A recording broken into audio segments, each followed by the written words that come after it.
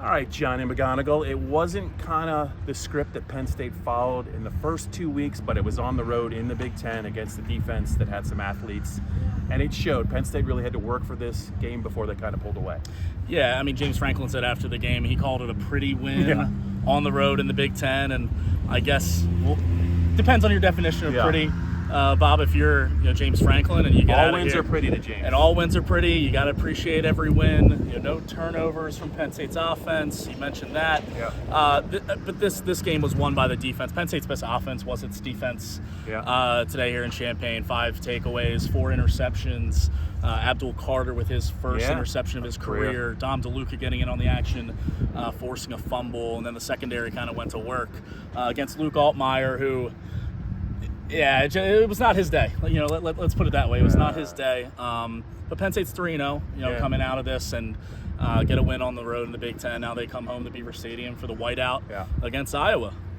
When you look at this game, I think one of the storylines was the impact of one player who played for the first time, Daquan Hardy, in the slot, especially against Isaiah Williams. And also they did not have Trey Wallace as a starting wideout in the number 2, the nice compliment to Keandre. And I think the offense, Drew Allar, I think they really felt his absence because he was a guy that Drew, I think, trusted.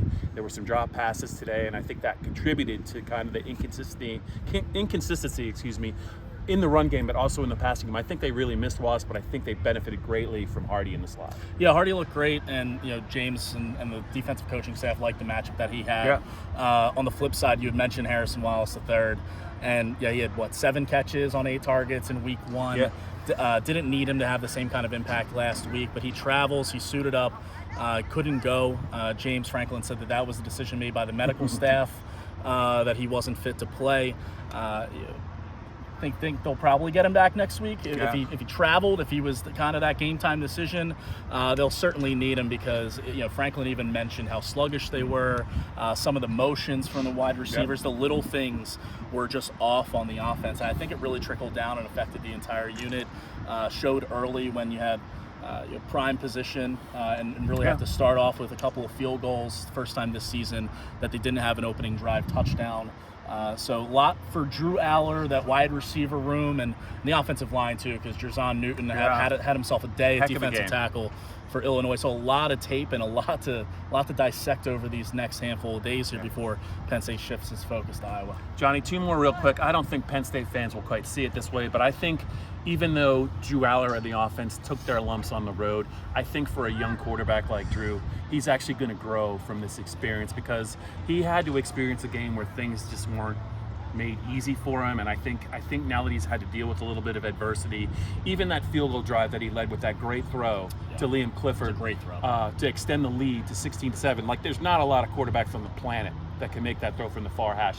I think that this is going to be a nice learning experience for him, and I think he'll be better because they're going to go against better defenses. I think so too, and you look at how week 1 went against West Virginia, they kind of coasted. They were really never under threat in that game. Delaware certainly never under threat, and that throw that you mentioned at the end of the half is a confidence builder for still a young quarterback, a guy who has all the hype in the world and all the pedigree, the 5-star everything, and clearly he can make the throws and make the decisions that you want to see out of a player like that, but he is still young.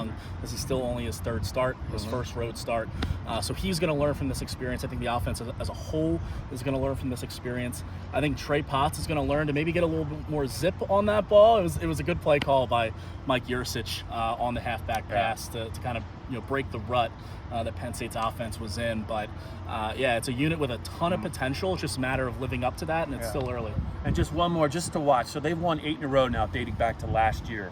5 in a row and now 3 in a row, 8 in a row. And there's been a common thread. You could talk about the opponents. They've beaten some good teams. Their depth on both sides of the ball, the way that they can finish games in the second half, they've even when they struggled, the Rose Bowl, Utah, it was close for a while. But in the second half, they just seem to have the fresher team because of their depth, the way that they could hit the quarterback, rotate guys in there, whether it's in the secondary, the defensive line, whether it's the offensive line. They've played a lot of different guys. It just seems like this is a team that the longer the game goes and if they can take control of it in the second half, and they've really been the better team in in the second half in the last 8 games, and I think a lot of it has to do with their depth. It really does, and that's something that James Franklin harped on really this time last year during Penn State's opener at Purdue in his post-game press conference. He said he wants to establish depth. It was a key focus for them last year. It's a key focus for them this year, playing a lot of guys up front and throughout the secondary, and it's going to show. It's going to show, and it's going to pay dividends as the season progresses. Iowa primetime next week. Do you think it'll be loud at Beaver Stadium? Real quick, your thoughts. Yes, I do.